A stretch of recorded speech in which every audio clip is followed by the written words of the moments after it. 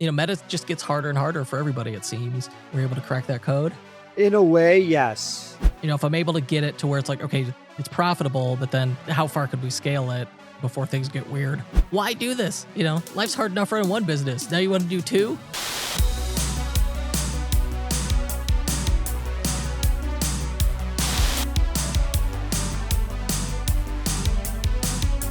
Today on the Unofficial Shopify Podcast, we're going to do a bit of a revisit. A year ago, we were joined by Jake Mellman and Stephanie Moyle, who had started over the pandemic, a functional mushroom brand. They sold these mushroom gummies. And we talked through that on the show last year and sort of the trials and tribulations and what they'd learned in 2 years of doing that. Now they're back. And we're going to hear how that went, get a 1-year update on Troop, on the mushroom gummy brand. And then they've gone ahead and started another brand.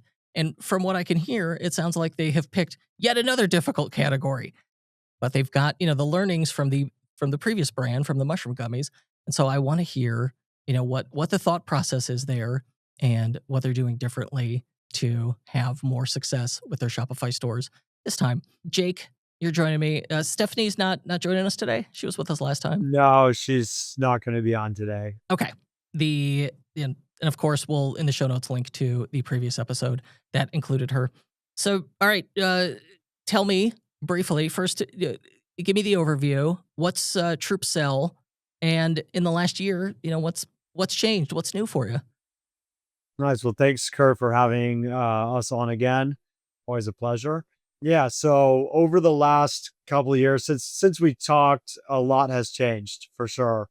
So with Troop, the functional mushroom gummies, as we were launching that and running that was a tough category, but we had a great product, great brand, great reviews. People really loved it. We just really didn't know what we were doing on the marketing side.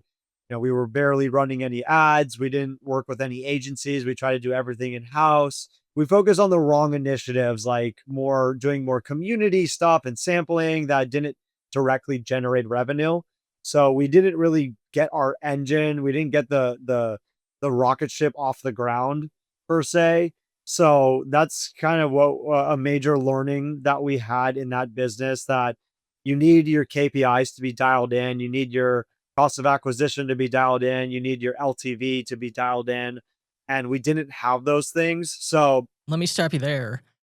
On KPIs, this is a thing I think a lot about. What's your North Star KPI? What are a few of the KPIs that you're like, okay, now with experience, this is what we keep track of? Is it MER, media efficiency ratio? What is it? We mostly look at 3 main ones, and that's the CAC, cost of acquisition, the LTV, lifetime value, and then orders per customer. So we definitely want, and that's a retention based, which also factors into the LTV. So those are the main ones that we're looking at. Also, average order value is a pretty critical one as well. The one I wonder about that not everybody is able to figure out is contribution margin. Just out of curiosity, do you know or have an idea of contribution margin for your products? Yeah, contribution margin is definitely a more, I think, challenging one to get your head around, but that is a very, very important metric. Just to make sure like the marketing that you're doing is actually efficient. Our contribution margin is at 76%. Whoa. Yeah. Yeah, that's excellent. So we have been able to radically increase that as of late. We've been able to reduce our product cost without reducing the quality, which is always fantastic. And our marketing has gotten significantly more efficient. Because last time we talked, the thing you were really struggling with, or that you were like trying to crack the code on, was Meta. Running ads and then getting profitable acquisition on that first sale, or at least break even. And then what's wonderful about having a consumable good like you do is, then making it up on subsequent purchases. Meta just gets harder and harder for everybody, it seems. Were you able to crack that code? In a way, yes. The marketing that we were doing, because we made changes on our landing pages, actually, we significantly increased the AOV, and that took us over the profitability on the Meta. So while the meta was the same on like the CPMs and the ads, we actually became profitable by changing the landing pages. And we defaulted people to a 3-month subscription, which people really liked, a quarterly subscription. They got a discounted price per unit, and we got a higher AOV and a longer lifetime of the customer because of that. So in the long run, it was profitable in LTV versus previously when we were just selling 1 unit at a time. So we were able to crack the code in that way. But we've really cracked the code on Amazon. We have like I think 20 to 25% profit margin, net profit on that with marketing. So that's also great. Wow. Yeah, that's very good. So one thing I want to call out here, when we say mushroom gummies, these are non-psychedelic. Because like Correct. currently, even though it's probably illegal in some states, depending It's where you illegal are, in every it's state. readily easy to buy hallucinogenic mushrooms off the internet now. So these are not that. With Troop, we are one of the best functional mushroom gummies. And so that's like for the health benefit, it's more of like a medicinal. So, when psilocybin and magic mushrooms get legalized, we think we can offer a more medicinal side. And then with Psilly Goose, which is our latest product that we just launched and brand, that is a non-alcoholic functional beverage. And that we also want to one day have those psychedelic mushrooms in it when they're legalized and have that as an option for people to drink. So we're trying to cover a lot of these different verticals in preparation for that eventuality. Last time you were on, we were talking about, it was like meta, was the thing you were trying to get to work out. Sounds like you did that, but it doesn't necessarily scale. If I'm able to get it to where it's like, okay, it's profitable, but then how far could we scale it before things get weird? Yeah, exactly. So the scaling that's another challenge because your efficiency decreases as you scale. So you have to just tweak these KPIs. That's really it. And you have to increase the LTV somehow. You have to increase the orders per customer somehow, to increase the AOV somehow. And if you can do that, then you can continue to scale up. You can scale more efficiently. And then on Meta, it gets even deeper into, then there's a whole universe within Meta itself, like just getting better ads, the better ads that have a better click-through rate. If you increase the click-through rate, you get more clicks, you get more opportunities to sell. You increase your conversion rate on your website, you're doing better. If you increase the watch time on your ads, you'll get better CPMs. You get better CPMs. So there's so many factors at play, and you just have to keep watching all of these KPIs and keep tweaking until it pencils. No, absolutely. And that's like, you have to start with, know your numbers and then Yeah. working, from there, everything's a formula, whether it's, an algorithm on a social media network or otherwise, it is all a formula. And so it sounds like you're working that out. The other thing, we'd mentioned before was channel expansion and really marketing channel expansion or acquisition channel. And you appeared on my show because one of the things you were doing was going on podcasts as a way to get the word out about the brand and drive brand awareness. Then you mentioned Amazon. Any experience on channel expansion we want to share? Are there other channels that you're like really, surprised by working? Yeah, App Lovin', we're looking into that. We are with a couple other similar platforms, such as like Clickly, and they're awesome because you only pay them per acquisition. So they're actually doing display ads on many, many different websites, and you literally only pay them per acquisition. We're working on getting onto a new channel called Nift, which is something kind of cool where this company gives out free gift cards and people can claim them for your product, and they actually buy it on your website. So it's not like they're buying it through a different channel. They're buying it through your website. So you get all the data. And I would say channel expansion is good. I mean, the main channels, Amazon, Meta, TikTok, it's hard to beat those. Those are just like really dominant channels for a reason. They have the most people, the most scale.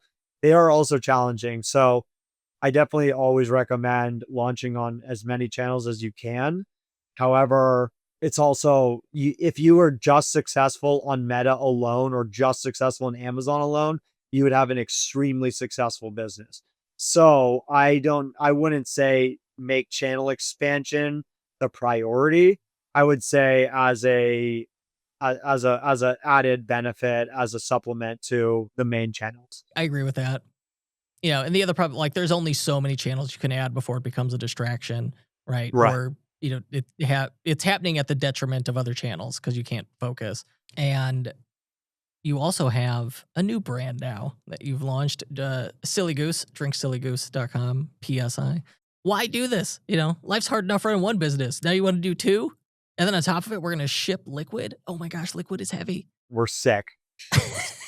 But take me back to that moment. We're like, hey, let's do a beverage brand. Yeah. So a major part of this brand is in the mushroom space. You can't just look at functional mushrooms and ignore the psychedelic side. Psychedelic mushrooms are a massive, massive part of the fungi kingdom and why we got into mushrooms in the first place. It's, in my opinion, the most healing mental health medicine on earth, and it grows everywhere around the world for free. So it's extremely powerful and it's extremely important, and it's going to become the next wave of mental health medicine. So that was always something that we had in mind when we were starting Troop and we were doing the functional mushroom gummies.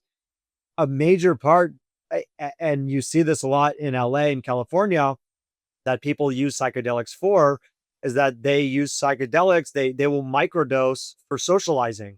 So instead of drinking alcohol, they will take a microdose of psilocybin or psychedelic mushrooms to go and be social. And when you take a microdose, you're not tripping, you're not like in your head so much. You actually feel super euphoric and talkative and chatty, and it feels very nice.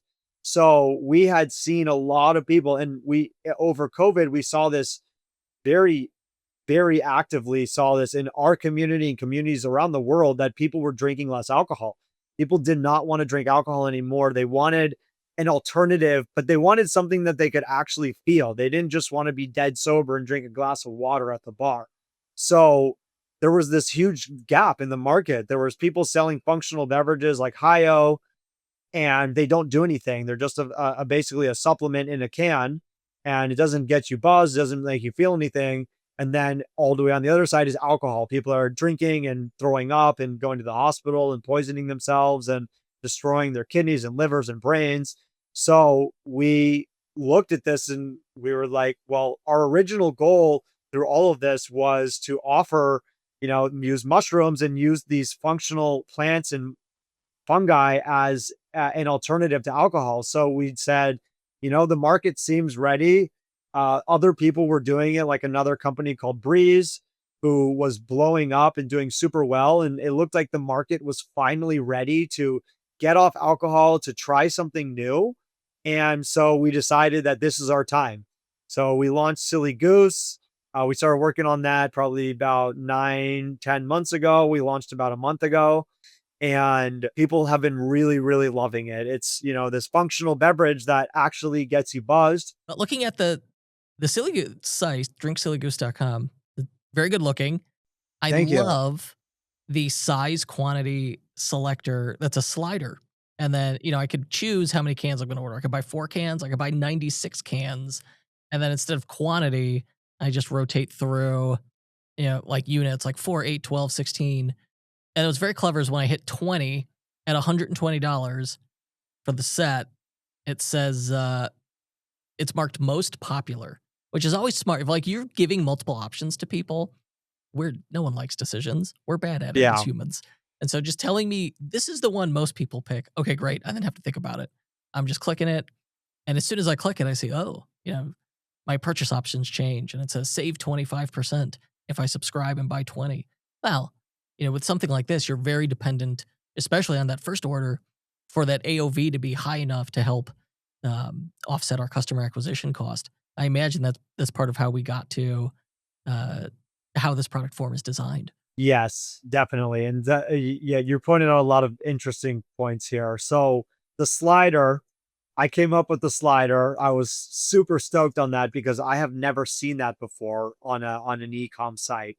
Unfortunately, we probably are going to change that for a number of reasons. One, we think it might be too many options of Okay. quantity versus just offering 3 options to make it a bit simpler. Like you can just start with the intro, the 4-pack. You can start with the most popular middle ground, like a 20-pack, or then we can offer some kind of others page for party packs. Like if you want to get your whole party silly, you can do that somewhere else. So it might be a little too many options. And then, yeah, the AOV is another interesting point because, coming from Troop, we found much greater success when we defaulted to a larger pack. People were buying a 3-month supply. It was $120. And we had a lot more success there. However, we're seeing with Psilly Goose that our conversion rate is extremely low right now. I mean, we just launched, so we're figuring things out. But what we got feedback on from other beverage companies is that one, they don't know what this is, so they want to try before they buy, essentially. So they want to get the smaller pack, and they might be a little bit afraid of that initial price of $120 on subscription, 160 not subscription. So a lot of our traffic right now is coming from TikTok, which are very price sensitive as well.